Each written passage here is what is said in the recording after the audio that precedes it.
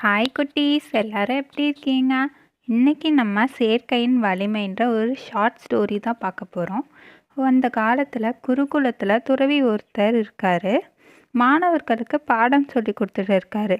அப்போ தீயவர்கள் சேர்க்கையால் நல்லவர்களும் தீயவர்கள் ஆவாங்க, ஆனால் நல்லவர்களோட சேர்ந்தா தீயவர்களும் நல்லவங்க ஆவாங்க அப்படின்னு சொல்கிறாங்க. அதனால நம்ம எப்பயுமே நல்லவங்க கூட்டத்தில் தான் இருக்கணும். செயற்கையோட வலிமை அப்படிப்பட்டது அப்படின்றாரு. அப்போ ஒரு மாணவன் எழுந்து, தீயவர்கள் கூட்டத்தில் ஒரு நல்லவன் சேர்ந்து ஏன் அவங்கள நல்வழிப்படுத்த முடியாது அப்படின்னு கேட்குறான்.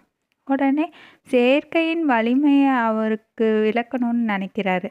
உடனே ஒரு குடத்தையும் ஒரு சின்ன பாத்திரத்தையும் கொண்டு வராரு. அப்போ இந்த பாத்திரத்தில் 100 டைம் தண்ணியை ஊற்றணும், அப்போ தான் குடம் நிரம்பும். இப்போ நான் ஒரு கேள்வி கேட்குறேன். இந்த பாத்திரத்தில் பாலை 99 தடவை ஊற்றிட்டு 100th டைம் மட்டும் பாலுக்கு பதிலாக தண்ணியை ஊற்றுறேன். இப்போ குடத்தில் இருக்க பாலோட நிலை எப்படி இருக்கும் அப்படின்னு கேட்குறாரு. அப்போ எல்லாரும் அந்த பால் பாலாக தான் இருக்கும் அப்படின்னு சொல்கிறாங்க. ஊற்றுற தண்ணியும் பாலாகவே மாறிடும் அப்படின்னு சொல்கிறாங்க.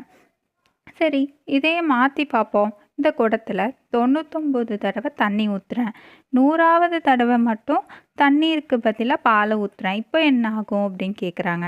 அப்போ பால் அந்த தண்ணீரில் கலந்து தண்ணியில் இழக்கும், அதோட தண்ணீரும் வீணாகும் அப்படின்னு சொல்கிறாங்க. செயற்கையோட வலிமையை இப்போ புரிஞ்சுக்கிட்டு இருப்பீங்க அப்படின்னு நினைக்கிறேன் அப்படின்றார் அந்த துறவி.